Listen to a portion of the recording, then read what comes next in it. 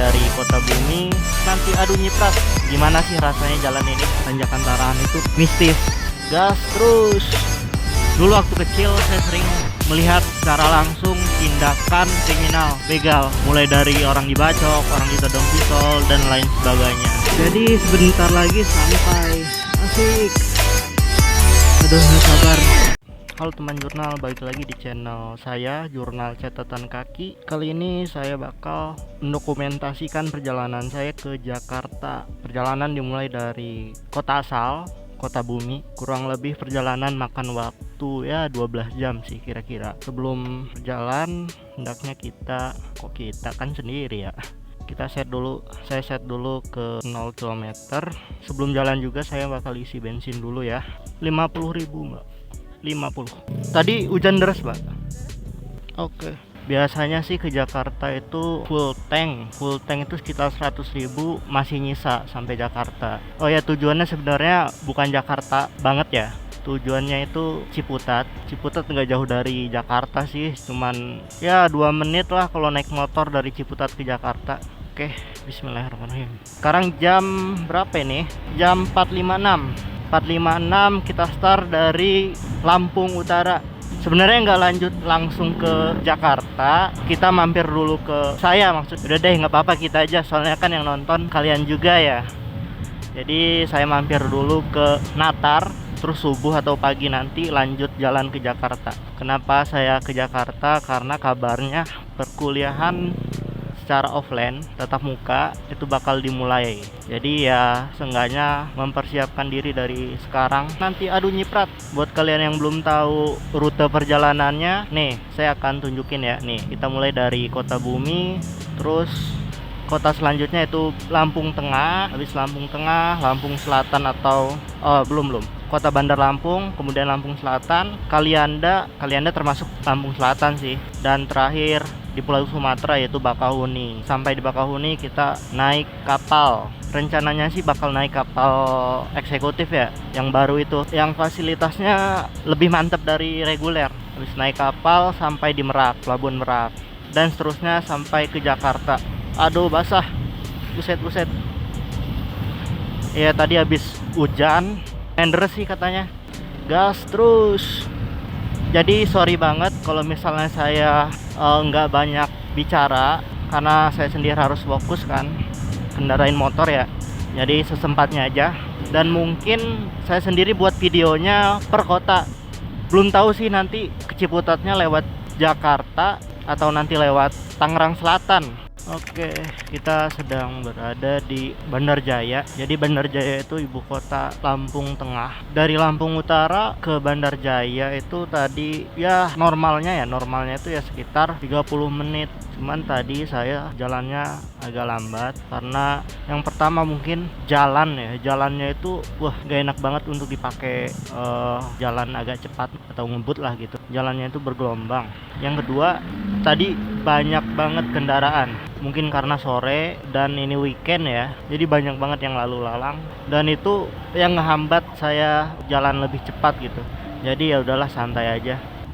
Nah ini pusat ibu kota atau pusat apa ya, alun-alun Bandar Jaya. Sekarang udah jam 6:01. Di Kota Bumi tadi jam 4 lebih, hampir jam 5 lah. Mungkin buat kalian yang jalan di awal-awal Oktober 2021, jalan yang kalian lewati khususnya jalan Lampung Tengah, Lampung Utara menuju Bandar Lampung, itu ya mungkin kalian terganggu dengan akses jalan yang tadi yang bergelombang. Mungkin kalian bisa komen yang sudah melalui jalan ini dan nonton video ini. Gimana sih rasanya jalan ini? Ya, sekarang kita udah ada di daerah Natar dan sekarang perjalanan menuju rumah saudara. Dari daerah Lampung Utara atau daerah asal itu sampai sini itu jaraknya 91,4 km. Bisa dilihat di trip. Dan sekarang udah jam 7:04. Oke, mungkin itu aja untuk hari ini. Halo, selamat pagi. Sekarang jam 6.12. Yuk, bismillahirrahmanirrahim.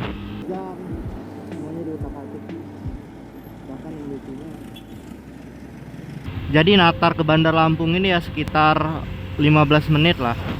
Rute perjalanan sekarang pertama Natar, terus Kota Bandar Lampung, habis Kota Bandar Lampung Panjang. Setelah Panjang kita lewat Tarahan. Tarahan ini yang uniknya ada jalan yang cukup ekstrim, tanjakan dan tikungan gitu.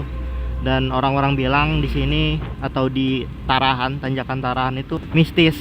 Setelah Tarahan kita langsung ke Kalianda dan Bakahuni.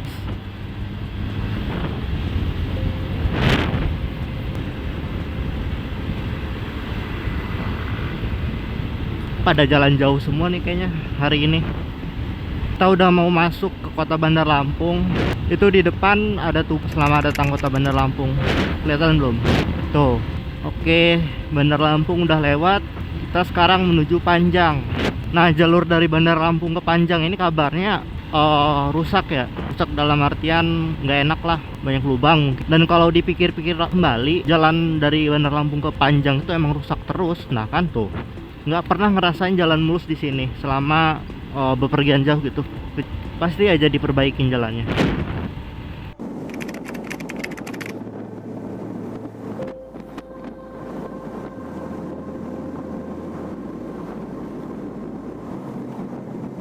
Sekarang udah jam 7 tepat, kita udah keluar dari Tugu. Selamat jalan Kota Bandar Lampung. Di depan bentar lagi masuk Tarahan. Oke, lanjut terus. Oh iya, bicara tentang Lampung, hal pertama di benak kalian tentang Lampung pasti adalah Lampung itu identik dengan begal. Berdasarkan pengalaman dan juga hal yang pernah saya alami, ya di Lampung itu mungkin sedikit rawan tindak kriminal khususnya begal. Tapi itu dulu. Kenapa saya bilang begini? Karena sejak saya lulus dari SMA atau lebih tepatnya tahun 2018, tindak kriminal begal ini ya bisa dikatakan apa ya? Sudah berkurang sangat drastis.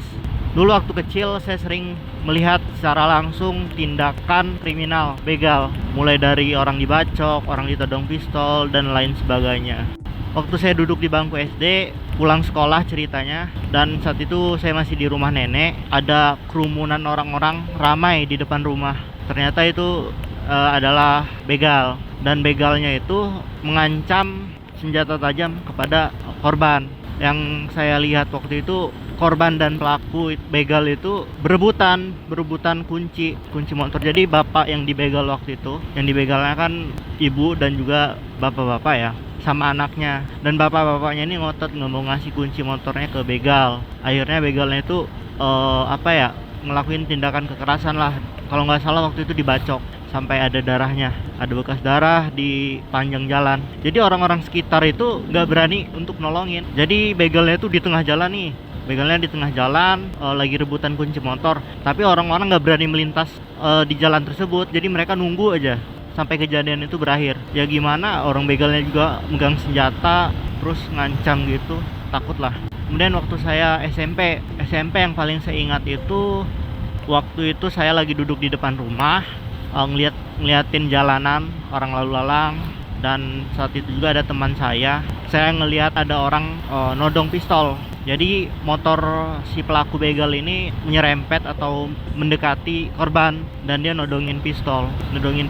Mungkin dia minta untuk motor itu diserahin atau gimana kan. Soalnya dia sambil jalan jadi nggak ngelihat pastinya gimana gitu. Apalagi ya, sebenarnya banyak cerita sih, cuman ini mungkin yang paling saya ingat dan yang saya alami sendiri. Kalau yang di luar yang saya alami itu banyak banget cerita dari orang-orang, cerita dari keluarga dan siapapun itu.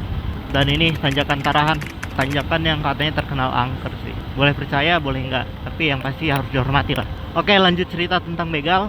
Dan kejadian terakhir yang saya alami secara langsung itu waktu kelas 3 SMA. Waktu kelas 3 SMA, saya lagi nyuci motor nih, motor ini sama motor satunya, motor ibu. Itu posisinya lagi ada di petang atau menjelang maghrib gitulah, nyuci motor. Terus ada orang bapak-bapak berhenti di depan pagar rumah. Itu sekitar 5 meter, dari 5 sampai 7 meter lah dari posisi saya nyuci motor. Dan di belakang bapak-bapak itu ada pelaku begal. Pelaku begalnya itu inget banget waktu itu pakai motor Satria FU, 2 orang, satu mengendarai, satu lagi dibonceng. Dan yang dibonceng ini saya lihat megang beceng, pistol. Waktu saya ngeliat dia megang beceng, saya panik. Saya ambil 2 kunci motor yang sedang saya cuci, langsung saya masuk ke dalam rumah terus ngintip di kaca. Dan yang lucunya di sini, mereka pelaku begal dan juga korban ini berebut kunci motor. Tapi yang lucunya, bapak-bapak korban ini ngelempar kunci motornya ke semak-semak. Terus begalnya nyariin keliling-keliling, mungkin adalah 3 menitan di situ nyariin kunci motor dan nggak ketemu. Akhirnya begal tuh gagal ngambil motornya. Motor itu persis ada di depan rumah. Dan korbannya ini pinter banget, dia melarikan diri ke tempat yang ramai, ke gang. Di dekat rumah situ ada gang dan di situ ramai dan dia lari ke sana. Dan semenjak itu saya nggak pernah nggak pernah ngalamin lagi kejadian begal. Dan sampai saat ini yang saya rasakan, begal itu udah bukan tidak ada lagi, tapi udah berkurang. Dan itu patut disyukuri juga. Saya mulai berani jalan jauh, jalan sendirian. Saya sering pulang dari Jakarta naik motor itu tengah malam sampai jalan Bakahuni. Terakhir juga kemarin tengah malam nanjak gunung, salah satu gunung di sini, Gunung Pesagi, atap Lampung, dan itu sampai sana tengah malam, aman-aman aja, pulangnya juga tengah malam. Jadi ini menandakan bahwa begal yang ada di Lampung ini ya udah nggak kayak dulu lagi, udah berkurang. Dan menurut pendapat saya sih sudah nggak relevan lagi Lampung identik dengan begal. Dan peran ini juga nggak kalah dimainkan oleh media yang sering mengekspos tindak kejahatan begal yang ada di Lampung, sehingga Lampung terkenal dengan begal. Menurut saya sih media harus juga menginformasikan sisi positif dari Lampung. Misalnya objek wisata di Lampung itu nggak kalah menarik dengan objek wisata di kota-kota lainnya. Ada destinasi pantai Pawang, terus ada pantai Mutun, banyak yang nggak kalah menarik. Terus pantai pesisir barat, di situ ombaknya kenceng banget dan cocok untuk surfing, dan itu jadi destinasi favorit turis mancanegara dan bisa jadi pemasukan atau pendapatan masyarakat lokal di sana. Jadi sisi positif itu harus juga diekspos sama media. Semoga kedepannya Lampung semakin terkenal dengan sisi positifnya. Sekarang jam 8.41. Pelabuhan Bakahuni bentar lagi, mungkin ada 10 menitan lagi lah dari sini. Tadi udah isi bensin 50.000 sama 50.000 kemarin jadi 100. Terus tadi juga udah beli tiket kapal yang reguler. Tadinya mau yang ekspres, cuman yang ekspres tuh jam 11-an, jadi nunggu lama. Sedangkan sekarang jam 9. Oh iya, sebelum naik kapal nanti harus rapid test dulu antigen, karena itu syarat utama selain vaksin dosis pertama. Jadi nggak sembarangan bisa naik kapal di masa pandemi saat ini. Tadi jalannya lumayan sepi dan mulus banget. Wah, sampai bisa ngebut. Itu apa ya? Rame banget. Ngebut.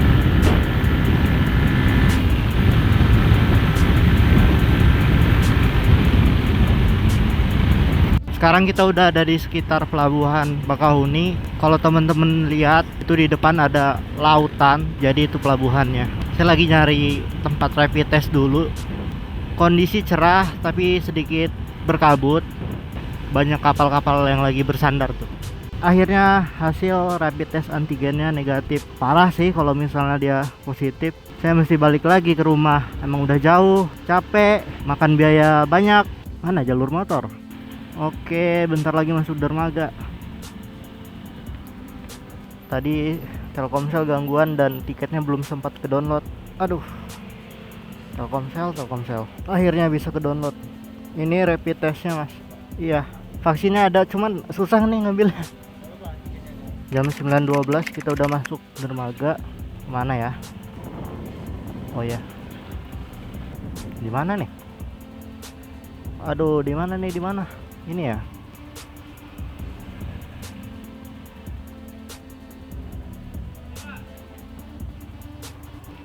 Oke, di sini. Wah, tunggu lagi. Mana lama. Halo teman jurnal, udah diperbolehkan masuk dan kita menunggu antrian. Wah, sayang banget nggak bisa dapat kapal eksekutif. Tadi udah duluan dikasih kartunya. Wah, kok kecil ya kapalnya? Kapal apa sih? Munit 1, KMP Munit 1. Wah, panas banget. Wah,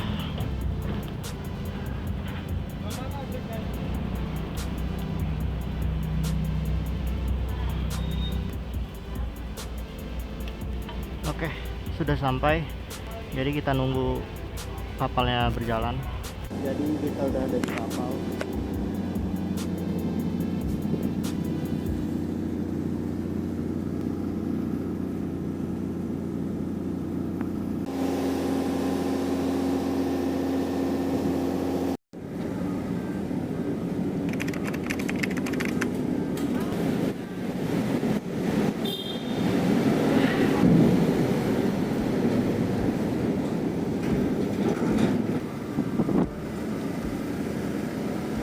Sekarang waktu menunjukkan pukul berapa nih? 12:01. Ya, kurang lebih 3 jam di kapal. Di kapal mulai dari jam 10. Jam 10 lebih tuh udah berangkat. Dan di kapal banyak waktu dihabisin untuk tidur, istirahat, dan sempet mindahin file video juga ke laptop karena memori di action cam penuh sekali. Kapalnya itu kecil, nggak terlalu besar. Dan apa ya, fasilitasnya juga biasa-biasa aja, nggak mewah ataupun nggak bagus-bagus amat gitu. Tapi nggak apa-apa, yang penting kita harus tetap bersyukur. Kurang lebih perjalanan sampai tujuan itu 3 jam. 3 jam tuh normal lah, atau paling cepat biasanya sih 4 jam. Wah, ramai banget. Jalan Pantura yang nanti kita lewatin ini bakal merepresentasikan betapa Pulau Jawa itu padat sekali. Mungkin teman jurnal bisa lihat video sebelumnya waktu di perjalanan menuju Bakahuni itu sepi banget, rumah penduduk jarang, jalanannya masih plong lah. Nanti teman-teman bisa lihat jalanan Pantura ataupun Merak Jakarta ini padatnya bagaimana. Harus fokus dan yang pasti tetap harus sabar. Kenapa? Karena di jalan Jakarta Merak Pantura ini banyak sekali cobaan. Entah itu cobaan dari pengendara lain, entah itu cobaan dari apa ya, cuaca lah, panas, terik, dan kondisi-kondisi yang nggak memungkinkan. Kayak waktu itu pernah berangkat ke Jakarta pas banget waktu buruh pulang dari kerjanya, dan itu parah macetnya karena kan jalan yang kita lewatin itu industri ya, industri pabrik dan banyak buruhnya. Dan di jam-jam saat itulah buruh keluar dan bikin kemacetan. Itu ampun banget. Bismillah. Sekarang jam 2.42, hampir 3 jam perjalanan dari Merak. Jam 12 berapa, 12:01, terus di Tangerang Kota hampir jam 3. Habis dari Merak lewat Cilegon, kemudian Serang, Balaraja, dan Tangerang Kota. Jadi ada perubahan rencana sebelumnya saya ke Ciputat itu menuju atau lewat Jakarta, tapi saya memutuskan untuk lewat Tangerang Selatan supaya cepet, lewat BSD supaya lebih cepet. Karena apa ya, kondisi badan udah gak kuat, udah pengen cepet terbahan, udah pengen cepet istirahat. Jadi ya udah deh, supaya cepet lewat BSD. Soalnya lewat Jakarta itu ya agak sedikit muter dan lebih jauh lah. Tangerang Kota, adem banget di sini, mantap. Ciputat, I'm coming.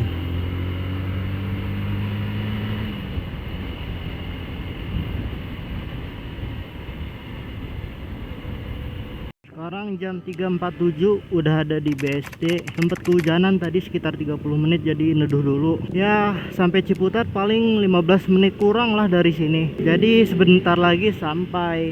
Asik. Aduh, nggak sabar. Pengen rebahan, tidur. Tapi masih ada satu PR lagi. Apa itu? Bersihin kosan. Emang badan udah dikeroyok, riding seharian, terus bersih-bersih kosan. Parah.